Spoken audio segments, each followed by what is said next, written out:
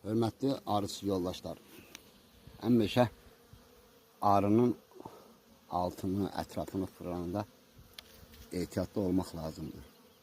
Çünkü ilanlar arı yeşiklərinin ətrafında olurlar. Bugün hərlənirəm, səhər-səhərdir. Şuraya biraz yığmışdım, nərgiz bənövşə. Bu çoramaldır.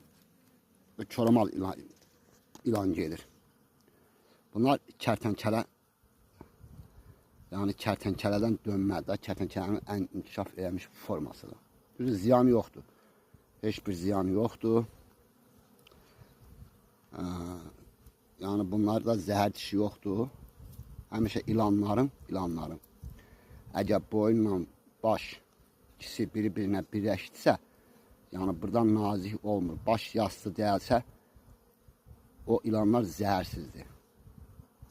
Başı yastı olup boğazı buradan nazik, bədən uzanır. Sən çox gürzələrdir, boz rəngdə. Yani bizə bu çoramalımıza dəymirik. Çünkü bu yıl bu xanlar tərəfdə aşıqdadır. İnanın ki, sıçan dərman da qoymuşam. Hər yer sıçan deş eliyib. Hər yer sıçan deşləridir. Yani belə çoramallara dəymirik. Şimdi bunu bırakaq öz arının yanına. Qoy getsin arının altda ölsün, şellənsin.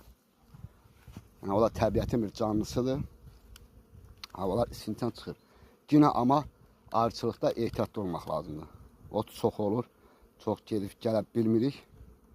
Yani ilan Allah zəhəsini xata eləyər. Həmişə ehtiyatlı olmaq lazımdır.